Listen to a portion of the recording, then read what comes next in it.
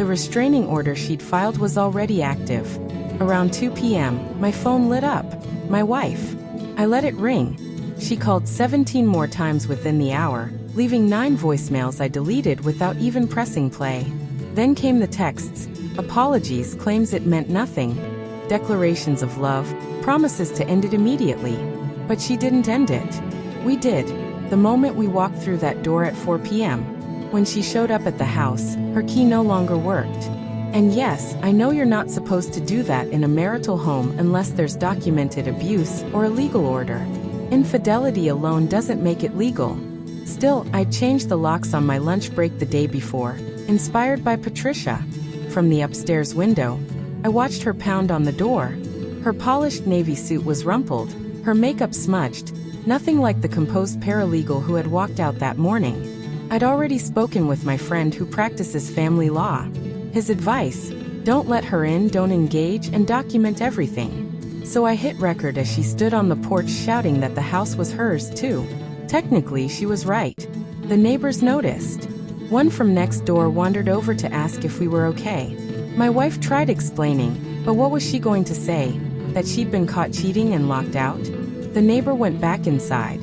After an hour, she left, only to return at 7 p.m. with her sister.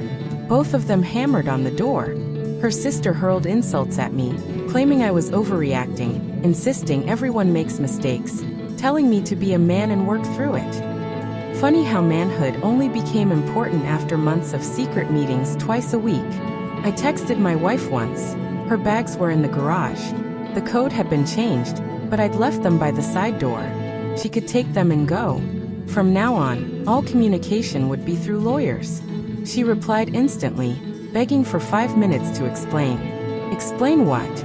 Patricia sent me the picture she'd taken. My wife and her husband in bed, surrounded by proof. The shock and guilt on their faces said it all. Meanwhile, Patricia's husband had tried to dip into their joint bank account. Too late. She'd already frozen it, moved half into her own account, and left him with only his share, all on her lawyer's advice. His credit cards tied to her name? Cancelled. She'd been preparing for this moment for 2 weeks, ever since getting the investigators' report. Every safeguard, every step planned. I hadn't had that luxury. Just one day from the moment Patricia showed up at my door to the moment we caught them. That night I couldn't sleep. At 2 a.m., Patricia texted. Her husband had been fired. The firm's employment contracts had a morality clause. My wife would probably be next. By morning, their affair would be public knowledge at the firm. Patricia had made sure the managing partner received the photos, not the bedroom shots, but the ones proving they spent work hours at that apartment. Friday morning, my wife somehow found me at my brother's house, probably through her sister. She stood crying on his lawn. My brother told her to leave or he'd call the police. She left, but came back an hour later with divorce papers. She was contesting everything, accusing me of abandoning the marital home, claiming emotional abuse, demanding alimony. Retaliation, pure and simple. After 16 years, she earned nearly the same salary I did. My lawyer told me not to worry. Patricia's evidence would destroy her credibility. Photos, receipts, and an investigator's timeline showing 4 solid months of lies. That afternoon, Patricia's husband showed up wanting to talk man to man. My brother stepped outside with a shotgun and told him to get off the property. I have never seen a middle-aged man run so fast. Saturday morning, the biggest twist yet. Another knock. Patricia stood there with another woman, Sandra. Her husband, it turned out, had also been sleeping with my wife. Sandra had photos too, different apartment, different days. Which meant my wife had been cheating for at least 2.5 years, swapping partners when things got dull. Sandra's husband was a radiologist. They'd met when my wife delivered medical files for a case. Sandra had caught them 6 months ago. He'd promised to end it. He did. But my wife simply moved on to Patricia's husband. Sandra had been keeping an eye on her ever since, waiting for the right time to speak up. Once Patricia found her number in old phone records, they compared notes. My wife had pursued both men, initiated both affairs, using the same tricks. The 3 of us sat in my brother's kitchen, 3 betrayed spouses piecing together the same story from different angles. Neither man knew about the other. But my wife had known about both. Sandra's evidence was damning. Saved emails full of explicit messages, photos, plans for a future together. My wife had told him she was going to divorce me. That was 2 years ago. She never filed. She just kept him on a string while starting something new. By Monday, my wife was out of a job. The firm couldn't ignore the proof. Misuse of company time and resources, professional misconduct. Her paralegal license went under review.